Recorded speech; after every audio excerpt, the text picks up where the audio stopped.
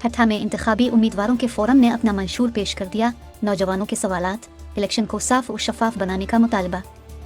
फाफिन बाबेली और SRO के ज़ेरे एहतमाम मुनक़दा तकरीब में पाकिस्तान मुस्लिम लीग NA 225 के उम्मीदवार वडेरो रसूल बख्श जाखरू, जमात इस्लामी की जानिब से NA 225 के उम्मीदवार डॉक्टर इम्तियाज़ पालारी, जमात इस्लामी PS 76 ठट्ठा 2 के उम्मीदवार मोहम्मद अली खटक, PTI PS 75 के उम्मीदवार सैयद अमजद शाह, NA 225 से आज़ाद उम्मीदवार सैयद जावेद शाह का कहना था कि इलेक्शन को इतना मुश्किल बना दिया गया है कि एक मुतवस्सित तबके का फ़र्द इंतखाबी मैदान में उतरने से पहले 1000 बार सोचता है।